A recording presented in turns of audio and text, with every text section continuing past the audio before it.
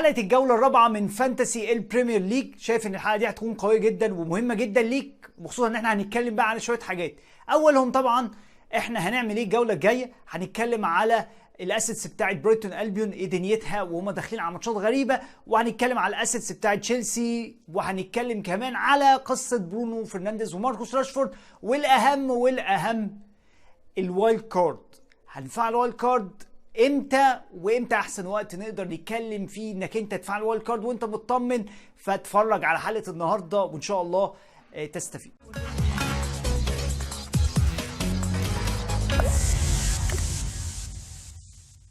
ورجع معاكم تاني يا شباب وحلقه جديده ويلا فانتسي وتوقعات الجوله الرابعه من فانتسي البريمير ليج. طبعا الجوله هتبتدي النهارده ان شاء الله.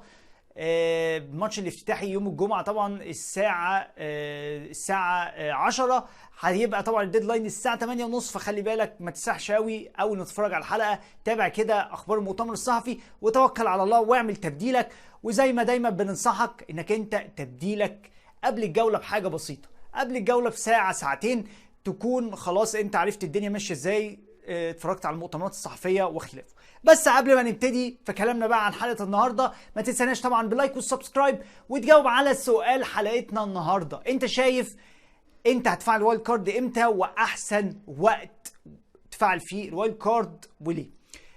حسنا طبعا كومنتاتكم ان احنا نتكلم مع بعض، وخلينا بقى نبتدي في اول حاجه نتكلم فيها النهارده، وهي طبعا الاسيتس بتاعت فرقه تشيلسي.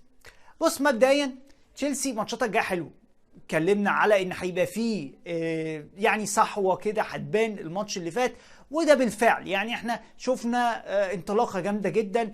تشيلسي انطلقوا، شفنا لعيبه جابت كلين شيتس زي جوستو، زي تشيلويل، برضو عندك الناس انفجرت زي رحيم ستيرلينج، جاكسون برضو كان حاضر في التسجيل. بس خليني اقول لك ان يعني انا مش هجو وذ ستيرلينج خلاص. يعني ستيرلينج خلاص انت جبته الجوله اللي فاتت، فانت لحقته الجوله دي، لو انت عايز تجيبه ما تجيبهوش.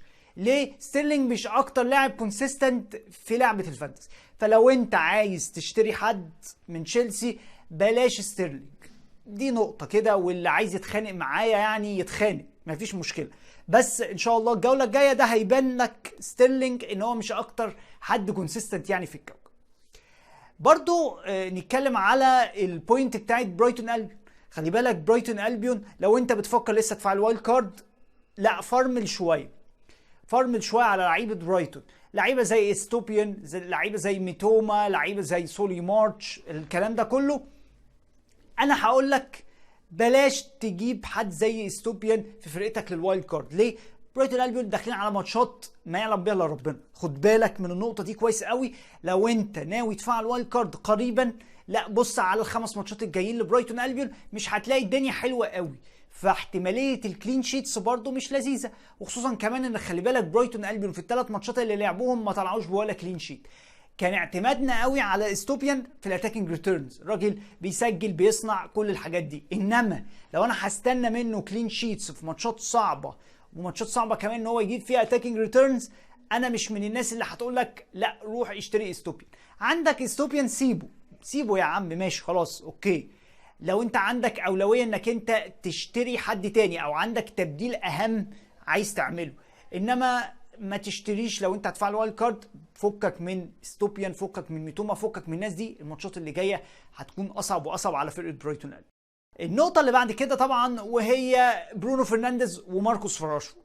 لو تفتكر احنا اتكلمنا على الاثنين دول الجوله اللي فاتت ان هم هيلعبوا نوتنغهام فورست، والماتش حلو ومشجع والكلام ده كله، وفعلا راشفورد طلع باسيستين، برونو فرنانديز جاب جول واسيست. الماتشات اللي جايه لمانشستر يونايتد برضو مش احسن حاجه، داخلين على ماتش ارسنال، الجوله دي هتكون قمه الجوله ان شاء الله.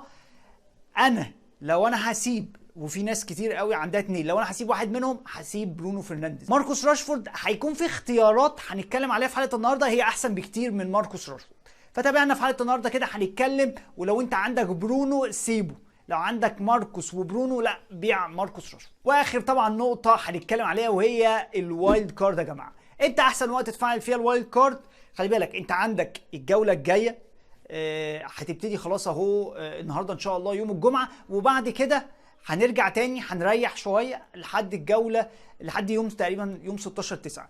في الوقت اللي جاي ده في كذا، يعني هنتكلم ان خلاص ماتشات تشامبيونز ليج هتبتدي تدخل، الكارلين كاب هيبتدي يدخل، كل التفاصيل دي، فهيبقى الى حد ما هيبقى فيه روتيشن ولو بسيط يعني، وهتبتدي اصابات تظهر والحاجات الجميله دي. غير كمان ان في فيفا جيم بريك، فيفا جيم بريك بعد الاسبوع ده، ونرجع بقى نكمل ان شاء الله يوم 16/9.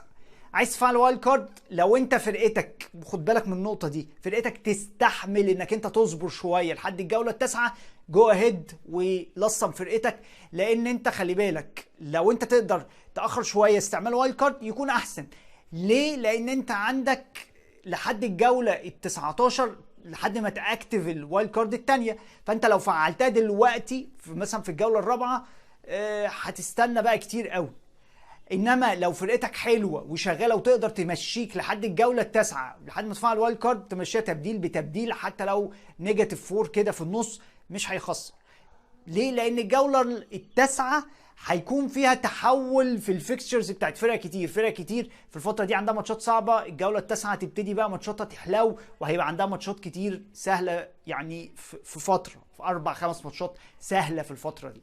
فانت ليك طبعا الاختيار، لو انت، وبكرر لك تاني، لو انت فرقتك تقدر تصبر وتستحمل الفتره دي مثلا لاعب بلاعب كده لحد ما تمشي الدنيا لحد الجوله التاسعه، جو اهيد. لو انت فرقتك بقى في الضياع والاصابات واختياراتك اللي انت اخترتها في اول الجوله كانت زباله، لا خلاص هتفعل وايلد كارد من اول طبعا الجوله الخامسه. وانا هنزلك ان شاء الله حلقه وايلد كارد في الفتره اللي هي بتاعت الفيفا بريك، فخليك متابعنا كده بقى على فقره اختيارات اللعيبه.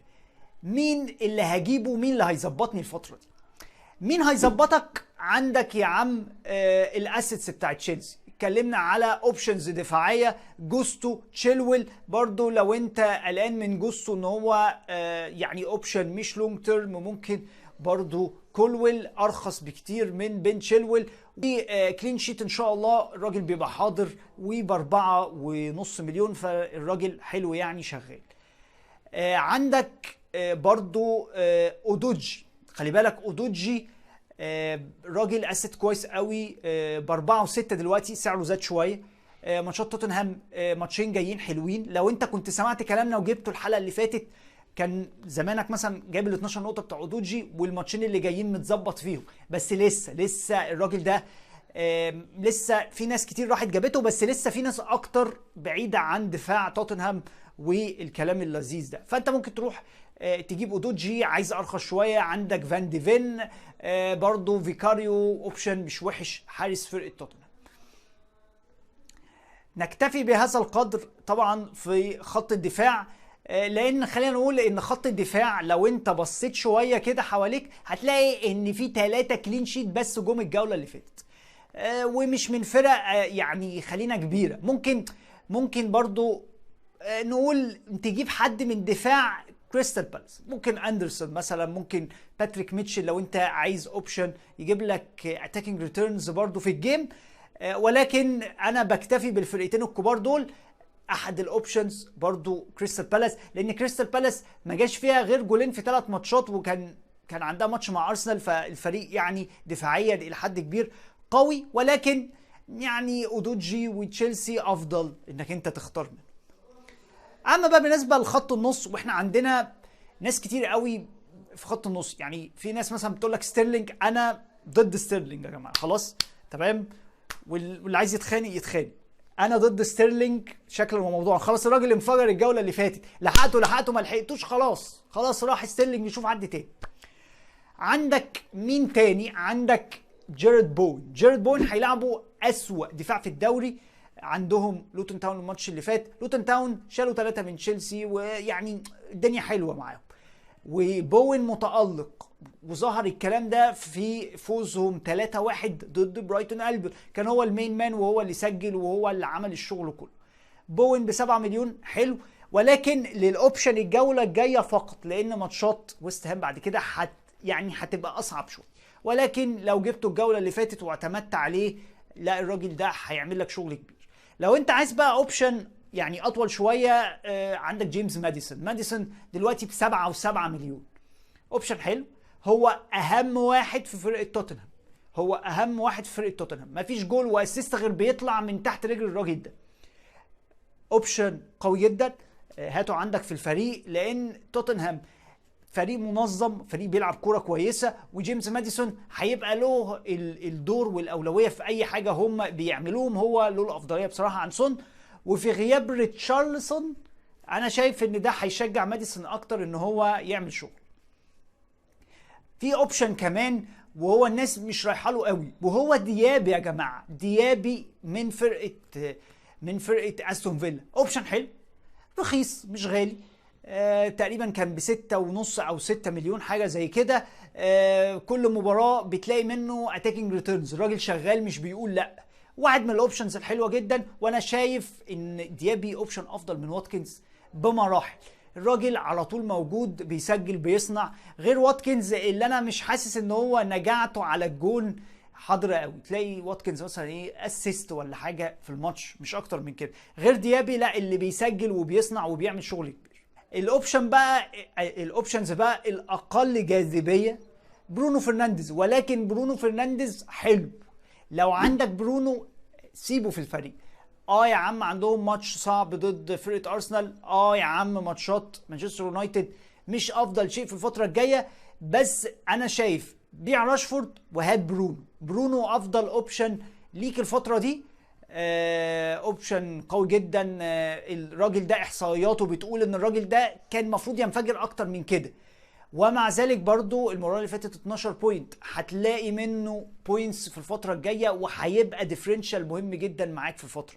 عايز اضيف برضو في خط النص حد زي رودري. يا جماعة رودري الناس مغمية عينيها عنه تماما. رودري مسجل هدفين في ال3 ماتشات اللي لعبهم، اساسي في ال3 ماتشات. يا جماعة يعني عايزين ايه من الراجل ده؟ او مش عايزين تجيبوه ليه؟ ولاعب اصلا اقل من ال6 مليون، اللاعب تقريبا ب5 و6 5 و7 مليون. لا روح هات رودري حلو، بياخد ادوار هجوميه، حاضر بتسديدات.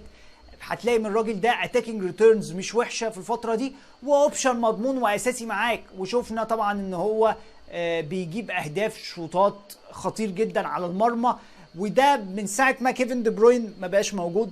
اعتماد ان رودري بيقدم شويه، بيخطف جول، بيشوط شوطه، كل الحاجات دي. بالنسبه بقى لخط الهجوم، اوبشن رقم 1 هو جاكسون معاك. جاكسون يا جماعه بدا اهو يشتغل، الناس بدات تروح تجيبه، لسه برضو الاونر شيب بتاعته ما عليتش قوي. روح هاته، هيبقى مهم جدا، وانا شايفه اوبشن رقم 1 لو انت عايز حد من هجوم تشيلسي وافضل من ستيرلينج. جاكسون هو اوبشن رقم 1 معاك. برضو عندك اوبشن رقم 2 وهو ايوني الراجل ده مش واخد حقه. الراجل ده 3 اهداف في 3 ماتشات كونسيستنت لحد دلوقتي. هل هو هيستمر على كده ولا لا؟ عايزين نشوف اللقطه دي. بس ايوني لا حاضر، اي نعم ماتشات نوتنغهام فورست الفتره الجايه مش افضل شيء، ولكن اللاعب ده انفورم، على الاقل ما بيعديش ماتش غير وهو بيسجل، وده يعني هيكون اوبشنز افضل بكتير من لعيبه هتديها بقى طريق السلامه زي جواو بيدرو، لعيبه زي مارتينيلي، لعيبه كتير قوي من برايتون البيون زي ما بنتكلم، استوبيان. لو انت ما عندكش يعني اولويه انك انت تبيعه دلوقتي، ماشي انا معاك خليه، لان انت عندك مثلا تبديل اهم عايز تعمله. بس لو انت هتخش في قصه الوايلد كارد، لا استوبيان مش هيكون حاضر معاك، لا هو ولا ميتوما ولا مثلا لعيبه تانية زي راشفورد. برضو يعني مش هريسك مع راشفورد الفتره دي بسعره الغالي ده، وفي اوبشنز كثيره جدا بسعر افضل وافضل بكتير من ال9 مليون بتوع راشفورد، وماتشات احسن ولعيبه اكثر انفورم وممكن نعتمد عليها طبعا زي اللي اتكلمنا فيهم في حلقه النهارده. بالنسبه لاوبشنز الكابتنه، هالاند اوبشن جامد جدا للكابتنه الجوله دي. لو عايز تريسك شويه هتروح لحد زي طبعا ساكا او برونو فرنانديز. يعني انا بشوف دايما ان ماتشات ارسنال ومانشستر يونايتد ماتشات بتبقى مفتوحه شويه، لا روح يا عم، وممكن تلاقي اتاكينج ريتيرنز من الاثنين دول. عندك برضو جيمس ماديسون هيكون اوبشن حلو. هو مش هينفجر، هو ممكن يجيب لك 10 نقط 9 نقط كده يعني، هيزقوا معاك في الجو. اما بقى بالنسبه لتشكيلتي، ودي تشكيلتي الحاليه، طبعا تبديلي الاسبوع ده غالبا رايح ان انا هبيع ماركوس راشفورد واشتري جيمس ماديسون للجوله الجايه، او هروح لجيرد بوين، بس حسب بقى انا هفاضل بين مين ومين بصراحه. يعني لو انا عايز حد هينفجر الجوله دي هروح لبوين، واصبر بقى عليه ان هو هينام شويه للماتشين اللي بعد كده عشان ماتشاتهم هتبقى صعبه. اما بقى لو انا عايز حد يقعد معايا الجوله دي واللي بعدها والاقي منه اتاكينج ريتيرنز مش بطاله، اكيد هروح لجيمس ماديسون. فلسه صراحه انا ما استقرتش على حاجه. قولي تحت في الكومنتس كده انت تبديلك مين وعايز تجيب مين للجوله الجايه، وما تنساش طبعا باللايك والسبسكرايب، ونشوفكم ان شاء الله في الحلقه الجايه. ويلا فانتسي.